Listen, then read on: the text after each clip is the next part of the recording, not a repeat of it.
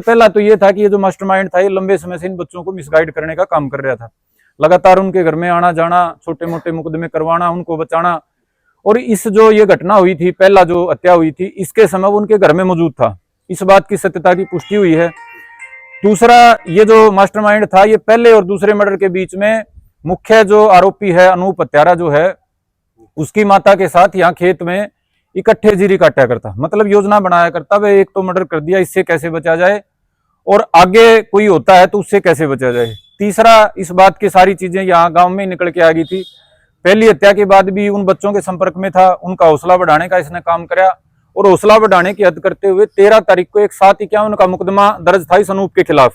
5 तारीख को जो पहली हत्या के समय दर्ज हुआ था, उस 751 के मुकदमे में इसने अपने निजी जमानतियों को ले जाके अनूप की यहाँ एसडीएम कोर्ट से जमानत करवाई थी।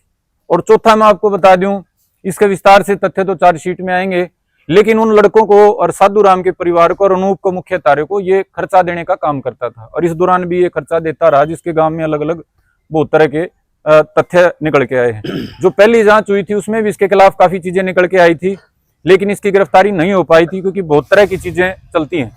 तो क्राइम ब्रांच ने निष्पक्ष होकर, मजबूत होकर और ये निश्चय करके कि हरियाणा से क्राइम को हमने रोकना है, और मैं डीआईजी हामिद अख्तर साहब हैं उनका मैं विशेष धन्यवाद करूंगा, और यहाँ जो टीम है उनका मैं विशेष धन्यवाद करूंगा, और काफी सारे उसमें बड़े जिम्मेदार अधिकारी हैं, सबका मैं भी और मेरा गांव रामवीर इलाका समाज उनका धन्यवाद करेगा। आके एक शांति देने का काम करा। जो एक डर का माहौल पैदा हो गया था हमारे गाँव में, नहीं आसपास की जो हमारी चाची ताइयों में, वो डर का माहौल हम ऐसा महसूस करते हैं कि अब दूर होने का, वो डर दूर होने का काम होगा, और मजबूती से समाज इस दिशा में शांति से आपस का भाईचारा मजबूत करने की दिशा में आगे बढ़ेगा। एक चीज और